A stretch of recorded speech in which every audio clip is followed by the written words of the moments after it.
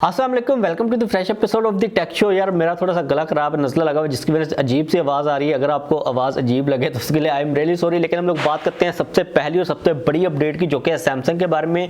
तो सैमसंग ने 2023 के अपने सबसे बड़े flagship smartphone Samsung Galaxy S23 ultra को इंट्रोड्यूस करवा दिया हुआ है।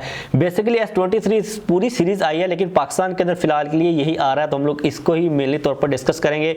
वैसे तो 3 मॉडल आए हैं, S23 सिंपल है, S23 प्लस और अल्ट्रा वाला मॉडल है। अब यार यहाँ पर पाकिस्तान की सिचुएशन का आप लोग थोड़ा सा आइडिया लगाएं कि एक कंपनी पाकिस्तान के अंदर अपनी फैक्ट्री लगाकर बैठी हुई है। उन्होंने पिछले साल अपना सबसे high and phone S22 ultra Pakistan के अंदर बनाया था।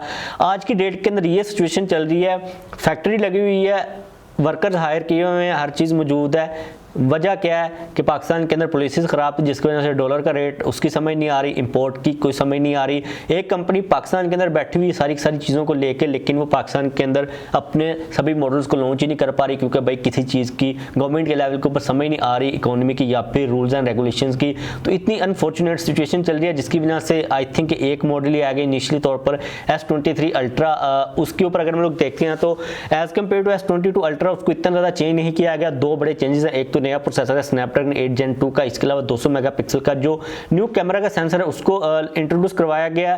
कैमरा के अभी तक रिव्यूज यूट्यूब के ऊपर नहीं आए, लेकिन आप लोगों को पता है कि सैमसंग का फ्लैगशिप फोन है और ना मैंने अभी तक टेस्ट किया, तो जो क्वालिटी है वो हाई एंड ही होगी। इसके अलावा अगर हम लोग दूसरी चीज़ों की बात कर लेते हैं, डिस्प्ले की, डिस्प्ले सैमसंग दुनिया के अंदर टॉप के ऊपर है, तो उसके बारे में ओपिनियन देने की इतनी जरूरत नहीं है। सारी की सारी चीज़ें हाई एंड ही हैं। सॉफ्टवेयर के मामले को काफ़ी ज़्यादा इंप्रूव किया गया, लाइक जो डायनामिक रेंज है, जो न्यू कैमरा का सेंसर इन लोगों ने लगाया, उसके बारे में ये चीज़ आ रही है। कुछ सैंपल्स में देख रहा था कि काफ़ी क्लैरिटी है, डायनामिक रेंज काफ़ी ज़्यादा अच्छी है। इसके अलावा आपको जो नया प्रोसेसर मिल रहा है वो ज़्यादा पावर ऑप्टिमाइज है, उसके अंदर एफिशिएंसी को, जो कूलिंग चैम्पर्स वगैरह वो लगाए गए हैं। तो एंड्रॉइड की कैटेगरी के अंदर सबसे हाई एंड फ्लैगशिप स्मार्टफोन होने वाला है। मुझे पता है कि आप लोगों के माइंड के अंदर यहाँ पर ये चीज़ सबसे इंपॉर्टेंट है कि भाई पाकिस्तान के अंदर प्राइस कितनी होगी। तो यार इसके अंदर अब जो बेस वेरियंट है ना, सैमसंग ने वो 256 GB का कर दिया हुआ है, पहले 128 GB का था। तो जो प्राइस है इंटरनेशनल मार्केट के अंदर बेस वेरियंट की वो $1200 है। अगर हम लोग पाकिस्तान के अंदर कन्वर्ट करते हैं तो 3,24,000 बन रही, भाई डॉलर का रेट 270 तक पहुंच चुका हुआ है। तो अगर ये पाकिस्तान के अंदर आता है तो मे बी अराउंड 400,000 4 लाख के करीब कहीं पर आएगा। और अगर अंडर 400,000 आ जाता है ना ये, तो काफ़ी एग्रेसिव प्राइस होगी, क्योंकि आपको पता है कि 1,52,000 जो लेटेस्ट आईफोन है उनके ऊपर टैक्स है, जो मतलब $500-700 से ऊपर वाले फोन हैं। अब क्योंकि सैमसंग ऑफिशियली तौर पर पाकिस्तान के अंदर ऑपरेट करिए, इसलिए वो प्राइस को काफ़ी हद तक कंट्रोल करने की कोशिश करेंगे। अगर ये 4 लाख के करीब कहीं पर भी आ जाता ना, तो काफ़ी एग्रेसिव प्राइस होगी। भाई जो सिचुएशन चल रही है, जो डॉलर का रेट है, जो टैक्स चल रहे हैं, अभी pre booking I think Pakistan के अंदर चल रही है। अगर मुझे कोई लिंक शिंक मिला तो मैं नीचे अटैच कर दूंगा। अगर आपने बाय करना है तो डेफिनेटली आप लोग इसको कंसिडर कर सकते हो, और ऑफिशियली तौर पर सैमसंग से बाय कर लीजिएगा, क्योंकि वो काफ़ी डील्स दे रहे होते हैं। कुछ मतलब उनकी वारंटी भी मिल रही, जो केयर होती है सैमसंग प्लस की वो मिल रही होती है, और एक्स्ट्रा कुछ पर्क्स मिल रहे होते हैं। लेकिन जो ऑफलाइन मार्केट की सिचुएशन है ना, वहाँ पर मुझे नहीं लगता कि आपको कोई डिस्काउंट खास मिलने वाला, और जो एक्स्ट्रा ऑफर्स होती हैं प्री बुकिंग वाली वो भी नहीं मिलेंगी। तो आप लोग आइडिया शेडिया कैलकुलेशन वगैरह कर लीजिएगा। इसके बाद बात करें नेक्स्ट अपडेट की, जो कि वीवो के बारे में। तो जो वीवो की V27 सीरीज है ना, ये इंटरनेशनल मार्केट के अंदर बहुत जल्द आने वाली है। पाकिस्तान के अंदर अभी मुश्किल से मर के लेट हो के V25 सीरीज आई थी, लेकिन ग्लोबल मार्केट के अंदर V27 सीरीज बहुत जल्द में भी इसी मंथ के अंदर इंट्रोड्यूस करवा दी जाएगी। 3 बड़े चेंजेस कहे जा रहे हैं। एक तो कहा जा रहा है कि इंटरनली उसके जो मतलब के स्पेक्स हैं उसको काफी इंप्रूव किया जाएगा, प्रोसेसर वगैरह को। जो कैमरा का पूरा सिस्टम है ना, उसको भी अपग्रेड करने वाला है वीवो। अब किस तरह अपग्रेड करता है, क्या नई चीजें लेके आता है, नया सेंसर भी हो सकता है, ये चीज निकाली जाएगी। इसके अलावा जो डिस्प्ले ना V27 सिंपल का, उसको कर्व कर दिया जाएगा। पाकिस्तानियों के लिए ज्यादा इंपॉर्टेंट V27E है, उसके बारे में इतनी डिटेल नहीं आ रही, लेकिन उसका भी कैमरा सेटअप इंप्रूव करने के बारे में बात की जा रही है। तो बहुत जल्द इसको भी ग्लोबल मार्केट के अंदर इंट्रोड्यूस करवाया जा रहा है। एक और अपडेट वीवो के फोन के बारे में, जो कि वीवो Y100 के बारे में।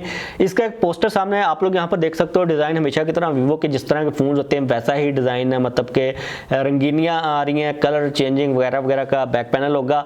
इसके अंदर 6 इंचेस का एक IPS LCD डिस्प्ले होगा 120 हर्ट्ज के रिफ्रेश रेट के साथ। HDR10+ की सपोर्ट होगी। 64 मेगापिक्सल मेन सेंसर, 50 मेगापिक्सल का, मतलब कि वही जेनेरिक टाइप की जो स्पेसिफिकेशन है वो हमें मिलने वाली है। इसको आई थिंक इंडिया के अंदर बहुत जल्द इंट्रोड्यूस करवाया जा रहा है। जो प्राइस पाकिस्तान के अंदर होगी वो around 80 to 90 may be 100,000 lakh को क्रॉस कर जाए। तो वीवो के जो फैंस होते हैं वो इस किस्म के फोन को काफ़ी पसंद कर रहे होते हैं। तो भाई V27 सीरीज तो लेट है, उससे पहले में भी ये जो Y100 है ये पाकिस्तान के अंदर आ सकता है। तो अगर आप लोगों ने वेट शेट करना है तो डेफिनेटली कर सकते हो। अगली अपडेट फेसबुक के बारे में। तो भाई फेसबुक ने 2 बिलियन एक्टिव डेली यूजर्स को क्रॉस कर लिया, मतलब कि हर दिन फेसबुक के ऊपर तकरीबन 2 अरब के करीब लोग आते जाते हैं, इतनी एक्टिव ट्रैफिक फेसबुक के ऊपर मौजूद है। ये वाला जो टारगेट है ना उन लोगों ने हिट कर लिया। और साथ में व्हाट्सएप के ऊपर भी तकरीबन 2 बिलियन से ज़्यादा डेली एक्टिव यूजर हो चुके हुए हैं, क्योंकि काफ़ी एक इंसेन चीज़ है। मतलब कि आप लोग इमेजिन कर सकते हो कि हमारी आबादी का कितना % लोग एक ही जगह के ऊपर इकट्ठे होते हैं, मतलब कि इतने ज़्यादा हम लोग कनेक्टेड हो चुके हुए हैं। और जितनी टेक्नोलॉजी तरक्की करती जा रही है उतना ज़्यादा बेड़ा गर्क भी होता जा रहा है। पता नहीं दुनिया का तो पता नहीं पाकिस्तान का तो होता ही जा रहा है, लेकिन इनके पास भी जो डाटा है ना वो भाई बहुत इकट्ठा हो चुका हुआ है और ये बहुत ज़्यादा पैसे कमा रहे हैं फेसबुक वाले, मेटा शेटा वाले। लेकिन 2 बिलियन का जो नंबर भाई वो काफ़ी क्रेजी चीज़ है। इसके बाद बात करें नेक्स्ट अपडेट की, जो कि है कोका कोला के फ़ोन के बारे में। अब कुछ दिन पहले आप लोगों को मैंने एक अपडेट दी थी कि कोका कोला की ब्रांडिंग के साथ एक स्मार्टफोन आ रहा है जो कि रियलमी का फ़ोन था। अब इसके बारे में चीज़ें काफ़ी हद तक कन्फर्म हो चुकी हुई हैं। फर्स्ट ऑफ ऑल ये चीज़ कही जा रही है कि रियलमी 10 प्रो 5G एक फ़ोन है जो कि कोका कोला वाले और रियलमी वाले आपस में कोलैबोरेशन के साथ इंडिया के अंदर इंट्रोड्यूस करवाने वाले हैं। आप लोग यहाँ पर डिज़ाइन को देख सकते हो, आपको कैसा लग रहा है? अगर ये पाकिस्तान के अंदर आता तो क्या आप इसको बाय करते या फिर ना करते? आपकी क्या ओपिनियन आप बता सकते हो। जहाँ तक बात है रियलमी 10 सीरीज़ के पाकिस्तान के अंदर आने की, तो भाई कोई दूर दूर तक कोई किसी किस्म की इंडिकेशन नज़र नहीं आ रही। रियलमी वाले भी बेचारे बैठे हुए हैं, मतलब कि हम भी बैठे हुए हैं, कंटेंट के लिहाज से कोई बेड़ा गर्क ही चल रहा है। लेकिन इस स्मार्टफोन की जो स्पेसिफिकेशन है उसके अंदर 6.7 इंचेस का एक IPS LCD डिस्प्ले है, 120 हर्ट्ज के रिफ्रेश रेट के साथ स्नैपड्रैगन 695 का वही मतलब जेनेरिक सी स्पेसिफिकेशन है। 108 मेगापिक्सल बैक के ऊपर, 16 मेगापिक्सल फ्रंट के ऊपर। मतलब कि इसमें स्पेशल चीज़ यही है कि ये कोका कोला की ब्रांडिंग के साथ आ रहा है। मुझे लगता है कि कोका कोला को इस स्मार्टफोन के साथ लाइफ टाइम फ्री कोक मतलब इस किस्म की ऑफर भी देनी चाहिए। मतलब स्टिकर चिपका के इस किस्म के तो केस भी मिल सकते हैं, कोई खास इसके अंदर आपको मे भी अंदर थीम मिल जाए, आइकॉन्स मिल जाए।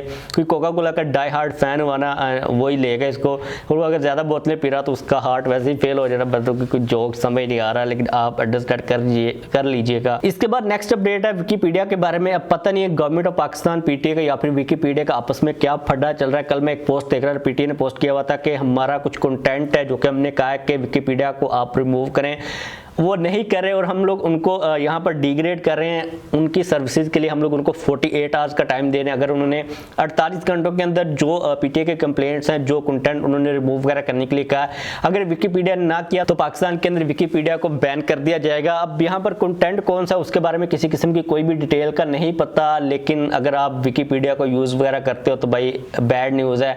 आप लोगों को अब VPN के साथ उसको यूज़ करना पड़ेगा। अभी वो चल नहीं रहा, काफ़ी स्लो चल रहा है। मैंने सफारी के ऊपर ओपन किया तो ओपन हो गया था, लेकिन काफ़ी टाइम ले रहा था। इसकी रीज़न ये है कि उन्होंने डिग्रेड उसको कर दिया हुआ है। लेकिन मैंने क्रोम के ऊपर ओपन किया तो VPN के साथ ही वो ओपन हुआ है पाकिस्तान के अंदर में भी। उन्होंने उसको बैन करने की पूरी तैयारी कर ली हुई है।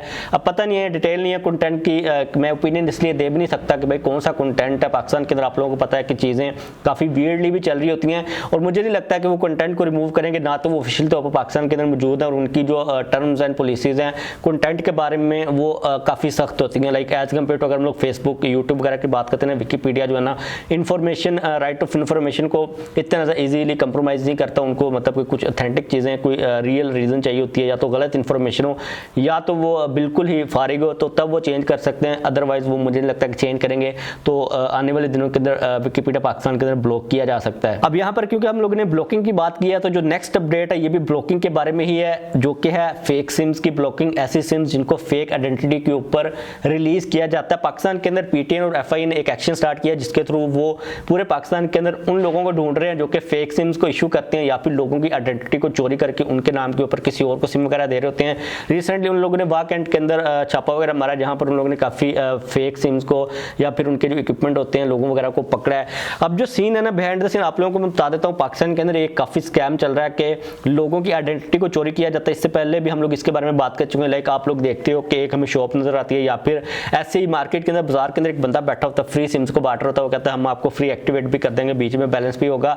वो बेसिकली क्या कर रहे होते हैं कि आपके जो फिंगरप्रिंट्स है उनको चोरी कर रहे होते हैं। बाद में आपकी आईडी और आपका जो आईडी कार्ड नंबर वगैरह उसको यूज करके फेक सिम्स को निकाल के उनके ऊपर स्कैम वगैरह कर रहे होते हैं। आप लोगों को पता है कि आजकल व्हाट्सएप के ऊपर मोबाइल्स के स्कैम काफी ज्यादा चल रहे हैं, या फिर बेनज़ीर इस किस्म के पैसे के रिलेटेड स्कैम चल रहे हैं। तो उन लोगों की जो सिम्स होती हैं जिनके थ्रू ऑपरेट कर रहे होते हैं वो बेसिकली फेक सिम्स होती हैं। वो किसी और बंदे के नाम के ऊपर निकलवाई होती हैं ताकि उनको पकड़ा ना जा सके। तो अच्छी बात है कि इनके खिलाफ एक्शन करा लिया जा रहा है। एक चीज़ आप लोगों के लिए यहाँ पर इंपॉर्टेंट ये है कि आप लोगों ने अपनी जो आइडेंटिटी उसको सेव करना, आपने जो फिंगरप्रिंट्स है ना अपने उनको सेव रखना, और आपका जो ID कार्ड नंबर है या फिर पिक्चर है या फिर कॉपी है उसको ऐसे किसी जगह के ऊपर ऐसे किसी बंदे के हाथ में नहीं लगने देना जो कि कंप्रोमाइज कर सकता है। लाइक आपने अगर फॉर एग्जांपल अपनी सिम लेनी है तो आपने कोशिश करनी है कि आपके सिटी के अंदर सबसे जो बड़ा किसी भी कंपनी का ऑफिस है, जैज़ का, यूफोन का, टेलनो का, जिसकी भी आपने सिम लेनी वहीं से लें, किसी भी लोकल शॉप से या फिर लोकल ऐसे फट्टे वाले से जाके सिम ना लें ताकि वो आपके आइडेंटिटी को चोरी ना कर सके। और एक अच्छी चीज़ ये कही जा रही है कि अभी हम लोग एक ID मतलब अंगूठे के थ्रू अपनी सिम को रजिस्टर करवाते हैं ना, तो जो मल्टी फिंगर स्कैनिंग है उसको PT वाले इंप्लीमेंट करने की कोशिश करें ताकि देखा जा सके कि भाई सारी फिंगर्स को स्कैन किया, बंदे का एक अंगूठा ही चोरी नहीं हुआ, सारी दूसरी भी फिंगर्स हैं वो होनी चाहिए आपकी सिम को रजिस्टर वगैरह करने के लिए। तो इस किस्म के स्टेप्स भी लिए जा रहे हैं, लेकिन आपने कोशिश करनी है कि आपकी जो आइडेंटिटी है, आपका प्रिंट है या फिर आपका ID कार्ड वो किसी के पास ना जाए, नहीं तो फिर किसी ने अगर स्कैम किया आपके नाम के ऊपर तो बाद में आपको ही पकड़ा जाएगा, ज़ाहिर आपके नाम के ऊपर सिम अगर इशू हुई है। तो बस आज के लिए यही अपडेट्स आ रही थी, वीडियो को खत्म करते हैं। अगर आप लोगों का कोई क्वेश्चन हो तो लाजमी तो पूछ लीजिएगा, लाइक कर दीजिएगा, चैनल को भी सब्सक्राइब कर लीजिए।